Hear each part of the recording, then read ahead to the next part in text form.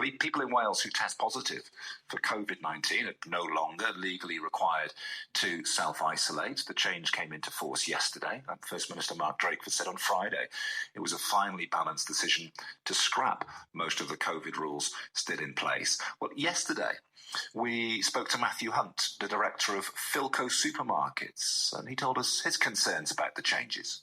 That is a worry, and that could create real anxiety in the staff team, knowing that perhaps someone you're stood next to does have COVID or may have COVID or is displaying symptoms, or customers in the shop, which, that is going to become a feature. There will be people in close proximity to staff who do have COVID. Well, we spoke to Matthew about his plans for his staff as well, and said, well, they wouldn't be expected to come to work if they had COVID, and they would still be paid. But this is something I'm sure that a lot of businesses are wrestling with, and if they are to be paid, who's going to pay them?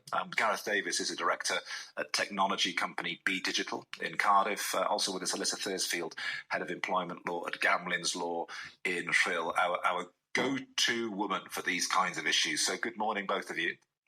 Morning, Ollie. Hi there, Elissa. Hi, Gareth. Are you with us, Gareth? We don't have Gareth. We don't have Gareth right now. Let's start with you then, Elissa. This may well be something that companies are thinking about, but not necessarily something they ought to be thinking about, is it, Elissa? If you have someone on your staff with COVID, they shouldn't be expected to work, should they? Well, no, arguably you should be saying, look, as an employer, we've got a duty of care to our staff. We've got to do risk assessments still in Wales, to make sure that we are protecting against COVID and keeping the risk low. Arguably, if someone tests positive, the sensible thing would be for them to stay at home and be off sick. There's SSP, there's sick pay for that purpose. But unfortunately, with it no longer being a legal requirement to remain home, those who are on perhaps a lower income or those who are struggling financially and think they won't survive on SSP, we're expecting to see them presenting for work and going into the workplace. And I should have actually applied a distinction here, which is that they should not go to work. They shouldn't go into work, but of course they can work from home. We know that a lot of people with COVID now are suffering symptoms far less than previously, some with no symptoms at all. But is it the case that those who can who have those concerns you mentioned, the lower earners, are the most likely to be unable to work from home, Elissa? It's not always the case, but often, yes, where you've got people who are doing things that are very practical or things that simply physically cannot be done from home, or people who are working on production lines and things like that, typically the lower end paid work, are obviously unable to work from home. We do have the self-isolation support scheme payments still available in Wales until June, but after that goes, we are expecting to see a bit of a spike in workplaces with people presenting who are still positive. Well, Gareth Davies from B Digital is with us now, I hope. Hi, Gareth. Oh, hello, Ollie. I'm Hi here. There. Good to have you. Good to have you with us, Gareth. Well, tell us first of all, are you getting much COVID through the staff at the moment?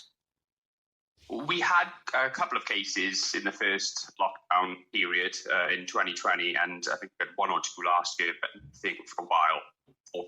Right. So you've been protected from this wave so far, although I understand that there is to say a lot of it about.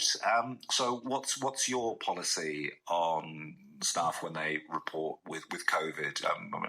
Presumably, well, clearly you haven't asked them to come into work. Do you ask them to work from home?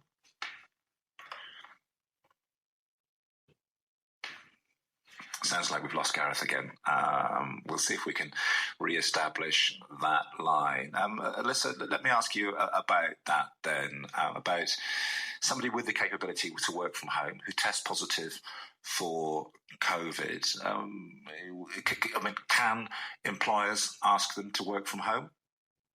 It can, yes. And, if someone has the capability to work from home and they refuse to do so, that would probably be seen to be unreasonable from the employer's perspective. If someone has tested positive, but actually they're very poorly with it, Obviously, if they're too sick to work, then they shouldn't be working from home. What we tend to see on the flip side is lots of employees actually asking if they can work from home. They want to be able to get their full pay whilst they're off. And often where we tend to see the reluctance is on the employer's side, who either think, look, well, this person hasn't worked from home before, or I'm not sure if it's going to work. What the pandemic has shown us is that people can be very productive, and it does work very well. Well, Gareth's back again, third time lucky. On that point, what we were talking there, Gareth, was about if employees have the capability to work from home, whether employers think it's reasonable to ask them to do so despite the fact that they've got COVID. And I suppose that all depends on the severity of the symptoms. How are you going to approach it, do you think? So we luckily we implemented remote working before the lockdowns took place, so we were already set up for people to work from home. So we swiftly brought in home working quite successfully. We actually advised other companies on doing it as well, because we're an IT consultancy. But yeah, so the way we go, what we're doing with this is to create, we're taking quite a,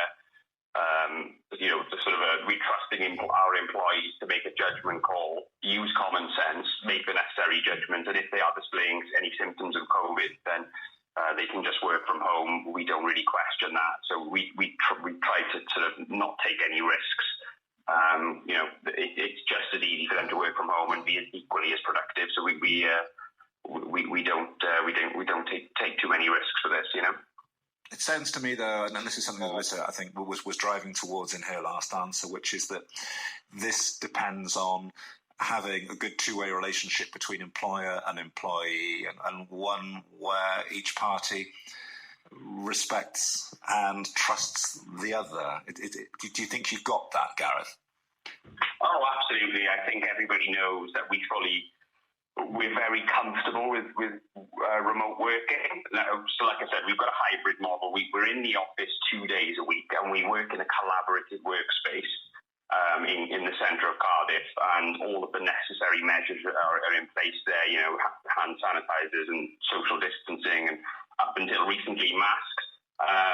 So we've been very, very compliant right up until now. But yeah, I mean, if anyone, look, it's not just COVID that's going around, is it? People get colds and all that type of thing, but we just, tell our employees, if you feel like there's a possibility that you've got COVID, then just be sensible, work from home. And then once you get the all clear, once you do the test and you're starting to sort of feel a bit better and the symptoms are going away, then by all means come back into the office for 2 days a week. But we are quite risk averse on it.